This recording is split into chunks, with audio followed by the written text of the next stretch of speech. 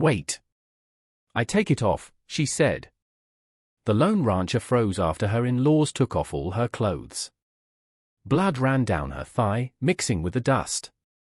The summer heat in Dust Devil Creek was brutal, the kind that cracked the earth and cooked a man's thoughts. Clara May stumbled across the open plain barefoot, her clothes torn to shreds. Each step left a mark of pain behind her. She didn't know where she was going, only that she had to keep moving. Her body was covered in bruises. Her breath came in broken gasps. The sun beat down on her shoulders, and the wind carried the sound of her fear. Somewhere far behind, she swore she could still hear laughter. That kind of laughter that follows you out of hell. When she reached the edge of the ranch, her knees gave out. She fell hard into the dirt. The world spun, blurred, then stopped at the sound of a man's boots. Jonah Croft stepped out from the shadow of his barn. 56 years old, beard gray at the chin, eyes sharp as a hawk, a man carved out of the land itself. He hadn't spoken to a soul in weeks. But what he saw lying in front of him stopped his breath cold. The girl was a wreck. Dust clung to her skin. Her hair stuck to her face. Tears had carved lines through the grime. Her voice cracked when she tried to speak. "Please," she whispered. Then her hands trembled as she clutched what was left of her torn clothes. I need to take it off. Please help me." Jonah froze. He had seen wounded men, dying horses, even friends shot dead right in front of him. But this was something else. This was what a broken soul looked like. He said nothing for a moment. Then his voice came low and steady. "Come inside." Clara May staggered to her feet and followed him into the small cabin. It smelled of coffee, tobacco, and old wood. Jonah poured water into a basin, grabbed a clean rag and a bottle of whiskey. The room filled with the sharp scent of alcohol and blood. He cleaned her wounds, careful and slow. The girl didn't cry. She only bit her lip and stared at the floor, silent, shaking. When he asked her name, she whispered it. Jonah nodded, saying nothing. He had questions, but he could tell the answers would hurt to hear. Outside, the wind picked up, moaning through the fence line. Inside, only the ticking of a clock broke the silence. He looked at her again. She reminded him of someone. His sister Abigail. She was 16 when raiders came through the valley. He'd been away that night buying cattle. By the time he came back, she was gone. That guilt had lived in him ever since. Now, staring at this broken girl in front of him, Jonah felt something old wake up. The same anger, the same helplessness. But this time, he wasn't going to walk away. "Drink this," he said, handing her the glass. Clara May took it, her fingers trembling. She looked up, eyes red but steady. "Are you going to send me away?" Jonah didn't answer right away. He looked out the window at the land stretched endless under the sun, then back at her. "No. You're safe here." The words hung heavy in the hot air. For the first time in years, Jonah Croft felt the storm building again in his chest. He didn't know who had done this to her, but he knew one thing for sure. If the devil had a face in Dust Devil Creek, Jonah planned to meet it head-on. And the question that burned in his mind was simple: could a man who'd lost everything once save someone this time, before it was too late? The sun was setting when Jonah stepped out on the porch. The sky burned orange, the color of old wounds. Inside, Clara May was sleeping, her body finally giving up to exhaustion. He watched the horizon quiet, the way a man watches a storm rolling in. For years, Jonah had chosen silence. No visitors, no friends, no damn trouble. But tonight, trouble had walked right through his door and bled on his floor. And for some reason, it felt like it belonged there. He went back inside. Clara May stirred when she heard the floorboards creak.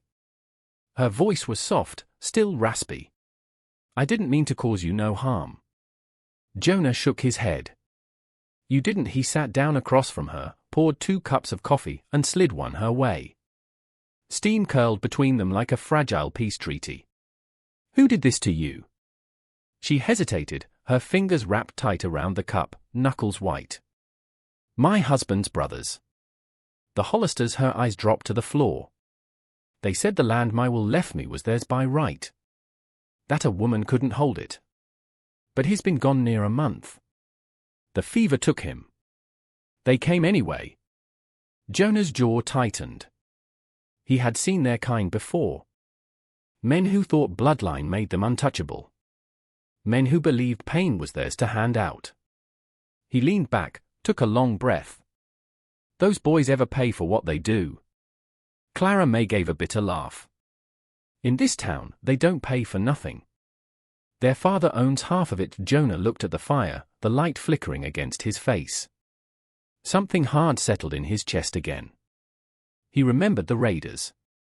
He remembered Abigail. And he remembered doing nothing. That was the part that still burned.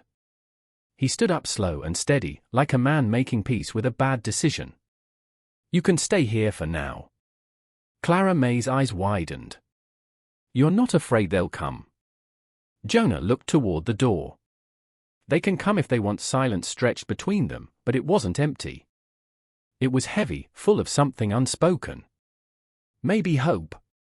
Maybe just anger, wearing a different face. Clara May set her cup down and met his eyes. I don't want to hide forever. Jonah nodded. You won't. He turned to hang his rifle back on the wall, but his hands hesitated. Then he changed his mind and set it on the table instead. The old iron looked right at home there, waiting. Outside, coyotes howled somewhere deep in the valley. Inside, Jonah Croft felt something he hadn't felt in 20 years. Purpose. He knew this wasn't just about one girl anymore. Dust Devil Creek had been rotten for a long time, and someone had to clean it up. He blew out the lantern, leaving only the glow from the dying fire. And in that quiet room with a wounded girl and a loaded rifle, he whispered to himself, if they come for her, they'll have to go through me first. But what Jonah didn't know was that the riders were already on their way. The sound came slow at first, hoofbeats, faint, steady, growing closer. Jonah knew that sound. He had heard it too many times before, back when trouble wore spurs and smiles. He stepped to the window and looked out across the open plain. Dust was rising. 6 riders moving straight toward the house. He didn't need to count twice. 3 of them were the Hollister brothers. The other 3 were hired guns.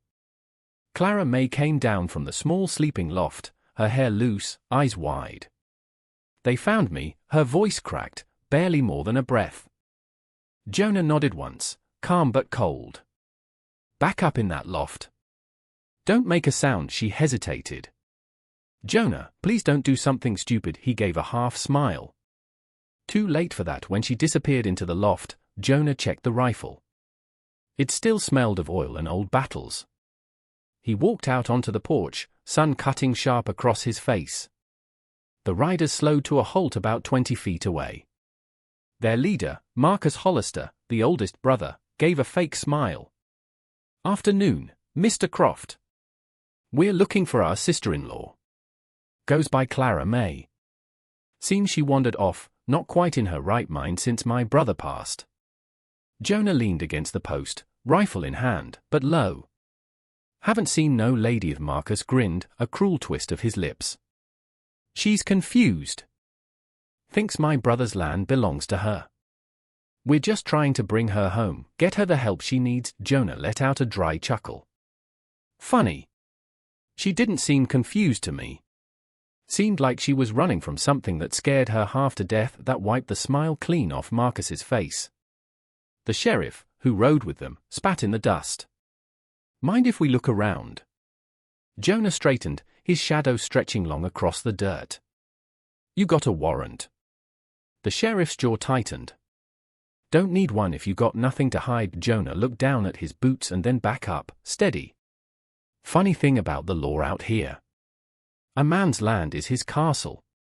An uninvited guest. Well, they ain't welcome for a second. No one moved. Wind carried the smell of sweat and gunpowder waiting to happen. Then Marcus tugged the reins, turned his horse around. We'll be back, Old Man Jonah nodded slowly. "I'll be right here." When the dust settled, he went back inside. Clara May was sitting on the edge of the bed, tears in her eyes. "They're trying to say I'm crazy." My Will was the most honest man in Dust Devil Creek. He made sure that land was mine. Jonah sat down across from her, voice soft. "They're scared. Scared of losing the power their name bought them. But fear makes men stupid, and stupid men make mistakes." He poured her a glass of water. Outside, thunder rolled far in the distance. It wasn't rain. It was the sound of war coming to Dust Devil Creek. The storm finally broke that night. Wind howled through the valley, carrying the smell of rain and gun oil. Clara May couldn't sleep. She sat by the window, watching lightning split the sky. Every flash lit the fear on her face. Jonah was still awake, too. He sat by the fire, cleaning his rifle again in the same way some men say their prayers. When she came down the stairs, he didn't look up. "Can't sleep," she shook her head. "Been thinking." He poured her some coffee. It was bitter, strong, and too late in the night for it, but it gave them something to hold on to. "They'll come back, Jonah. You know that." He nodded. "Yeah, I know." Clara May leaned forward. "What if we didn't wait? What if we went to them?" That made him look up. "To them?" She took a breath. "The deed to the land. Every detail, every boundary, Will's signature, the county seal, it's all filed in the records office in town. If we can get that paper, we can end this." Jonah's brow furrowed. "You're talking about breaking into the county office? That's a hanging offense." "So is what they did to me." Her words were quiet, but sharp enough to cut the silence. Jonah looked into her eyes. They weren't just scared anymore. They were determined. He leaned back, thinking. Old Man Hemlock, who runs the office, is too cheap to fix that back window. Always said, no one's dumb enough to crawl through broken glass. Clara May smiled for the first time in days. Guess he never met us. By midnight, they were in town. The rain had turned the dirt streets into rivers of mud. The records office stood dark and silent, just like every secret it kept. They moved like shadows. Jonah went first, clearing the way, his boots sinking without sound. Clara May found the broken window. Her hand shook as she pulled herself through, but she didn't stop. Inside, the air was thick and stale with the scent of old paper. Jonah followed close behind, lantern in hand. They didn't talk. Didn't need to. She headed straight for the file drawers. Her fingers moved fast, sure, like someone who had spent too many nights organizing her husband's business ledgers. Here, she whispered. Jonah brought the light closer. There it was, in a thick ledger book, the official record of the land transfer, the Hollister name crossed out and hers written in, sealed and signed by a circuit judge. Proof. This wasn't just a claim, it was the law. This ain't just greed, Jonah, she muttered. This is outright theft. Clara May began carefully copying the entry onto a spare sheet of paper, her writing fast but clean. Outside, thunder rumbled again, closer this time. When they were almost done, Jonah froze. Boot steps. Slow, heavy, coming from the front door.